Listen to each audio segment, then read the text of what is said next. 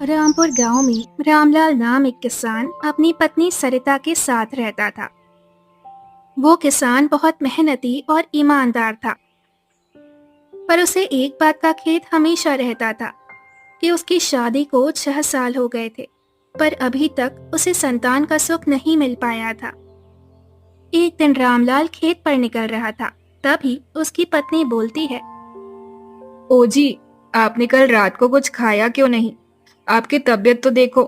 बस दिन रात खेत में काम करते रहते हो और हमारे भविष्य की चिंता करते रहते हो।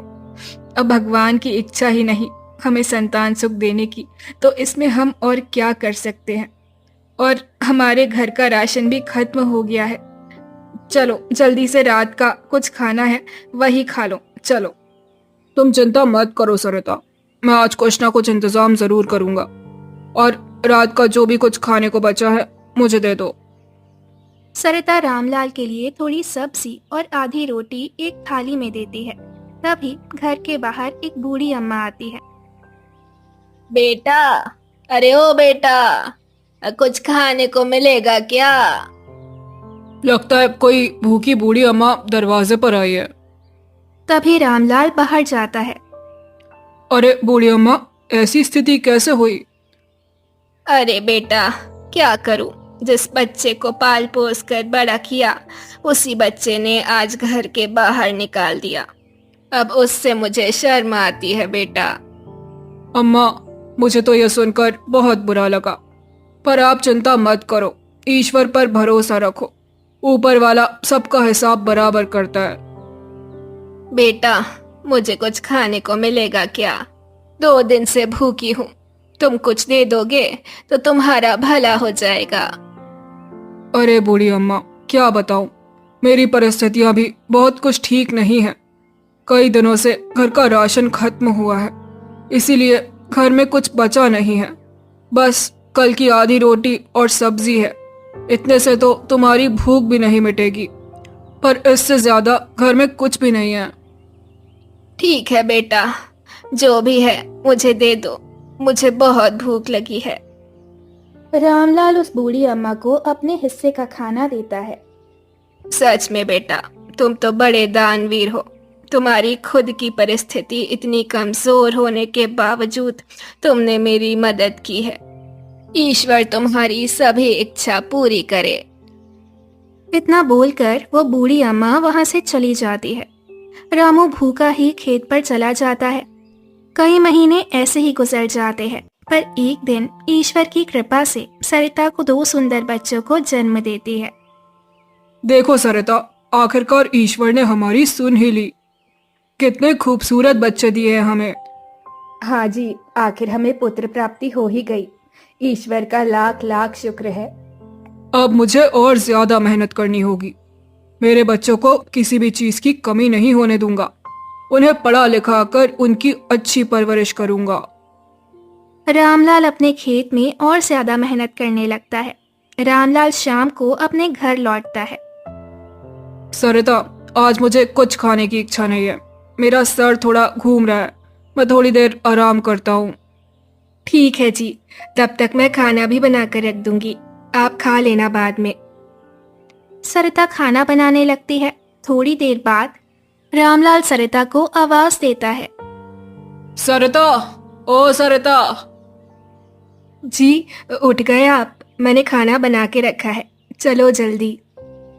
नहीं सरिता, अब मैं कुछ नहीं खाऊंगा। मुझे बहुत अजीब सा लग रहा है। ऐसा लग रहा है कि अभी मर ही जाऊंगा। लगता है मेरा समय आ गया है।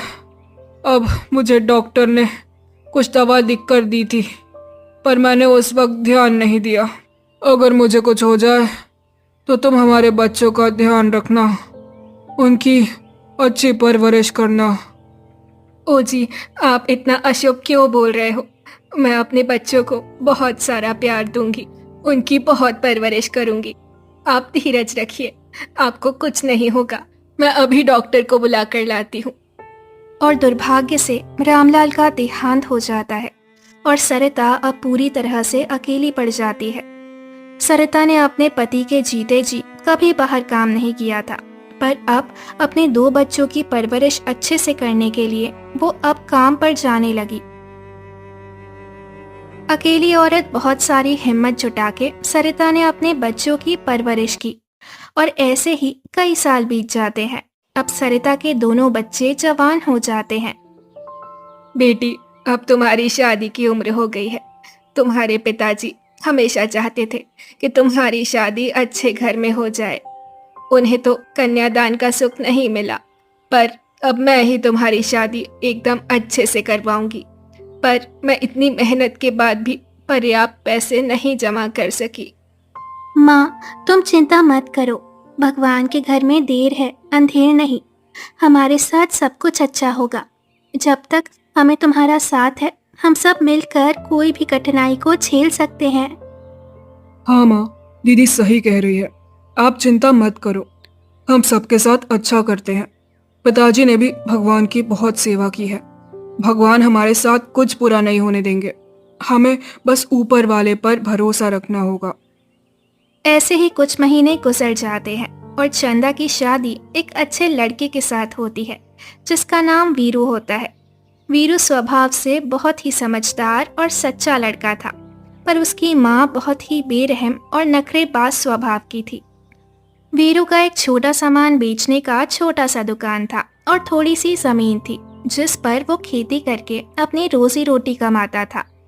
एक दिन चंदा की सासू माँ उसे चाय बनाकर लाने को बोलती है। छी छी, कैसी चाय बनाई है ये? तुम्हारी माँ ने कुछ सिखाया है कि नहीं? फूटा नसीब है मेरा जो तेरे जैसी बहू मिली है। पता नहीं तेरे बाप ने कैसे संस्कार दिए हैं। जी सासू माँ, क्या हुआ आपको? आप मुझे कुछ भी बोलिए, पर मेरे माता पिता के बारे में कुछ मत बोलिए। उन्होंने मुझे बहुत मेहनत करके कठिन परिस्थितियों में मुझे बड़ा किया है, और चाय में थोड़ी ही तो चीनी कम पड़ी है ना, मैं डाल के लाती हूँ। आप चाहे मुझे कुछ भी बोल दीजिए, मैं सहन कर लूँगी, पर मेरे माता पिता के बारे में आगे से एक भी शब्द मैं सहन नहीं कर पाऊंगी। देखो देखो, 2 दिन भी नहीं हुए हैं इस घर में आके और अभी से मुझ पर रौब झाड़ रही है। मुंह से ज्यादा हाथ चलाएगी तो बहुत उपकार हो जाएंगे। दिन भर सिर्फ रानी की तरह घूमती रहती है। अभी तो झाड़ू पोछा और खाना भी बनाना है तुझे। पता नहीं अब टाइम पे खाना मिलेगा भी या नहीं। सासू माँ, आप ऐसा क्यों बोल रही हैं? मुझे थोड़ा तो वक्त लगेगा घर को अच्छे से समझने के लिए।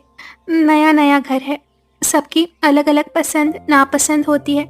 इससे मुझसे काम धीरे हो रहा है, पर जल्दी ही मैं सीख जाऊंगी।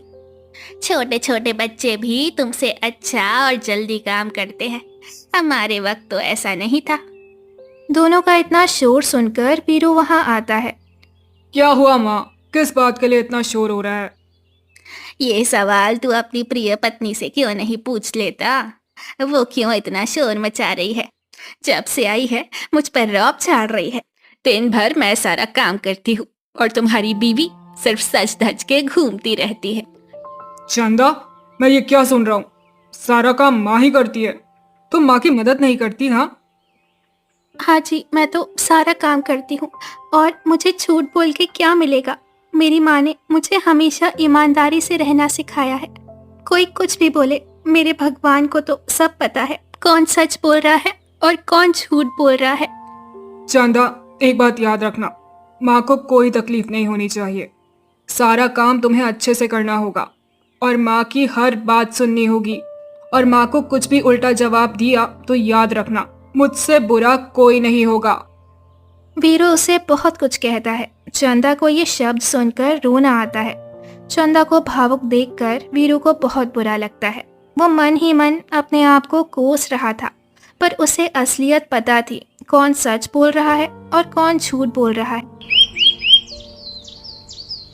दूसरे दिन वीरू चंदा को बाहर लेके जाता है। मुझे पता है चंदा, माँ कल झूठ बोल रही थी, मुझे माफ कर देना। वो भी मेरी ही तो माँ है, अपनी माँ के आगे कुछ नहीं बोल सकता। अगर माँ को कुछ बोलूंगा तो आस पड़ोस वाले लोग क्या बोलेंगे, जरा तुम ही सोचो। जी, मैं समझ सकती हूँ। आपको पूरा हक है सासू माँ के साथ खड़ा रहने का, जिन्होंने आपको पाल पोस कर बड़ा किया है। मुझे अब सासू माँ का स्वभाव पता चल गया है, इसीलिए मैं अभी ज़्यादा कुछ नहीं बोलूँगी। पर मुझे खुशी इस बात की है कि आपके जैसा नेक दिल इंसान मुझे पति के रूप में मिला है। चंदा के जीवन में ऐसे ही उतार चढ़ाव आने लगे, पर उसने हार नहीं मानी। अब ऐसे कई दिन कटने लगते हैं और एक दिन चंदा को खबर मिलती है कि उसकी माँ की तबीयत खराब हो गई है। अजी सुनते हो, मैं अपनी माँ से मिलने जा रही हूँ। मैं कुछ ही दिन में वापस आ जाऊंगी। माँ की हालत बहुत ज़्यादा खराब हो गई है। मेरा भाई भी अकेला पड़ गया होगा। मुझे जाना होगा। ठीक है चंदा, तुम जल्दी अपनी माँ से मिलने जाओ। क्या पता उन्हें तुम्हारी जरूरत होगी। किसे पता कि सच बोल रही है कि झूठ बोल रही है। ऐसा भी हो सकता है कि काम से बचने के लिए अपनी माँ के यहाँ मौज करने जा रही हो। मैं कहती हूँ, इतनी नौटंकी करने की क्या जरूरत है। नहीं माँ, चंदा की माँ की तबीयत सच में बिगड़ गई है। मैंने खुद लोगों से सुना है। उसे जाने दो माँ। जाते वक्त भी चंदा की सास उसे बहुत भला बुरा कहती है। चंदा मायके पहुंचती है तो वो देखती है कि माँ खाट पर पड़ी है और बीमारी से तड़प रही है। बाजू में उसका भाई भोला खड़ा है। दीदी, अच्छा हुआ तुम आ गई। देखो ना माँ के साथ कैसे हो रहा है। डॉक्टर ने कहा है माँ को कैंसर हुआ है। अब बचने की संभावना बहुत कम है। मुझे समझ नहीं आ रहा क्या करूँ अब। माँ, मुझे विश्वास है तू जरूर ठीक हो जाएगी। बेटा, मुझे बहुत खुशी है कि तुम मुझे देखने आ गई। अब तो मेरा बचना शायद बहुत मुश्किल है, पर जाने से पहले मुझे तुम्हें कुछ बोलना है। मेरी बात को ध्यान से सुनना बेटी। बोल माँ, मैं सुन रही हूँ। बेटा, अगर मुझे कुछ हो जाता है तो तुम अपने छोटे भाई का ख्याल रखना बेटा। वो अकेला पड़ जाएगा और हो सके तो उसकी अच्छी लड़की से शादी करवा देना। अपना प्यार हमेशा उसे देते रहना। तुम दोनों सदा एक दूसरे के साथ साथ कठिन परिस्थितियों में साथ देना। बेटा, इस दुनिया में तुम्हारा एक दूसरे के सिवा कोई अपना नहीं है बेटा। माँ, तुझे कुछ नहीं होगा। भगवान इतना भी बुरा नहीं है। तूने किसी का बुरा नहीं किया है। तू खुद को संभाल माँ। बेटा, मुझे अब ऐसा लग रहा है कि खुद अब भगवान ही मुझे बुला रहे हैं। जो इस धरती पर जन्म लेता है उसे एक ना एक दिन अपना सब कुछ यहीं छोड़कर जाना होता है। बेटा, पर चिंता मत करो, मैं हमेशा तुम्हारे साथ रहूंगी, तुम्हारी यादों में, तुम्हारे प्यार में। इतना बोलते ही सरिता की मृत्यु हो जाती है। चंदा अपने ससुराल आ जाती है। ओ जी, मैं मेरे भाई को हमारे घर ले आई हूँ। उसका अब कोई सहारा नहीं बचा है। बेचारा अकेला है। जैसे ही उसे कोई अच्छा काम मिलेगा वो चला जाएगा यहाँ से। उसकी सास को तो ये अच्छा अवसर लग गया था, क्योंकि वो सोच रही थी कि इसके भाई को 2 वक्त का खाना दूंगी और दिन भर सारा घर, खेत और दुकान का काम करवाऊंगी। ठीक है चंदा, तुम अपने भाई को लाओ यहाँ पर। बेचारा माँ के बिना अकेला पड़ गया होगा। चंदा थोड़े दिन बाद ही अपने भाई को अपने ससुराल लाती है। कुछ दिन तो उसकी सास अच्छे से पेश आती है, पर बाद में धीरे धीरे वो भोला से बहुत सारा काम करवाने लगती है और घर का, खेत का और दुकान भी संभालने को कहती है। और इतना सारा काम करवा के उसे सिर्फ 2 वक्त का खाना नसीब होता था। और तो और उसे सोने के लिए घर नहीं बल्कि घर के बाहर जगह दी थी। चंदा से ये सब देखा नहीं जा रहा था।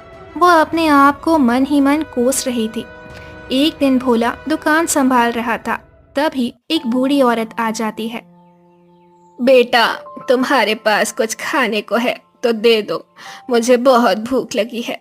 मेरे पास तो पैसे भी नहीं है, तो मुझे कुछ भी खाने को दे दो थोड़ा।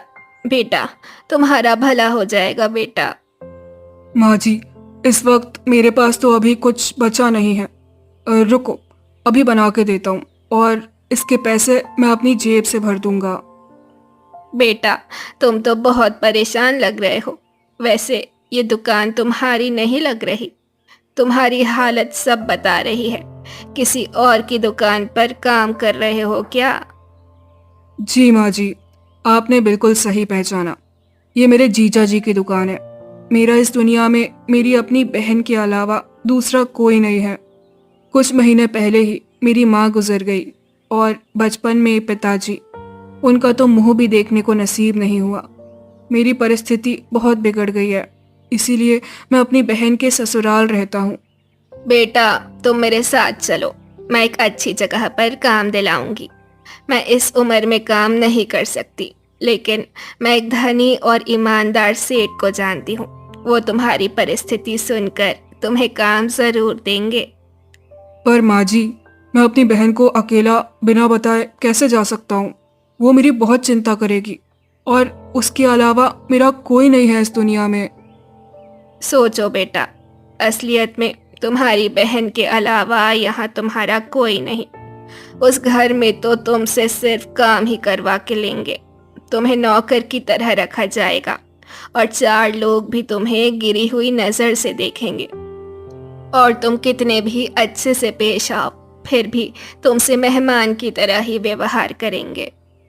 बूढ़ी माँ की बातों से भोला सहमत हो जाता है और उस बूढ़ी औरत के साथ एक धनी सेठ जी के पास चला जाता है। वहाँ घर पे देखो देखो, इसका भाई घर से भाग गया है लगता है। दुकान लूट कर गया है। लगा नहीं था। इतने दिन से अपने घर में एक चोर को पाल रही हूँ। सासू माँ, आप कुछ भी क्या बोल रही हो? मेरे भाई के ऊपर मुझे पूरा विश्वास है। वो चोरी कभी नहीं करेगा। वो तो बहुत भोला और सीधा साधा है। आप दोनों लड़ाई मत करो, मैं अभी दुकान में जाके देखता हूँ। तभी वीरू दुकान जाके देखता है। वहाँ वो देखता है कि सब कुछ ठीक है और पैसे भी वैसे ही हैं।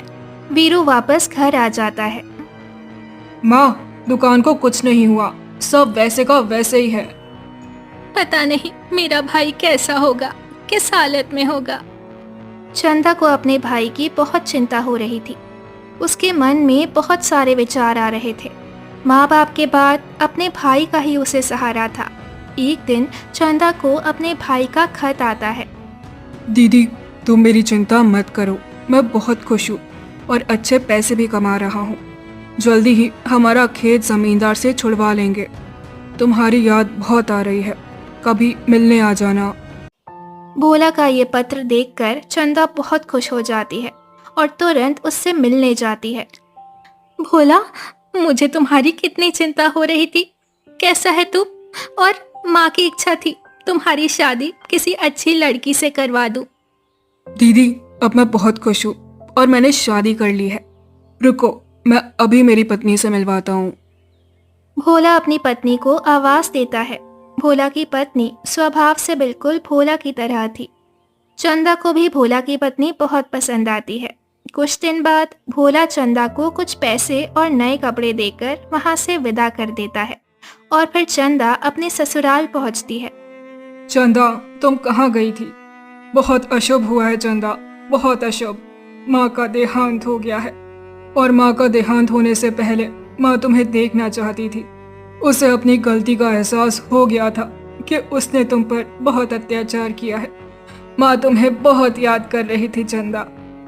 दोनों की आंखों में आंसू आ जाते हैं और दोनों रोने लगते हैं। ऐसे ही कुछ साल बीतने लगे।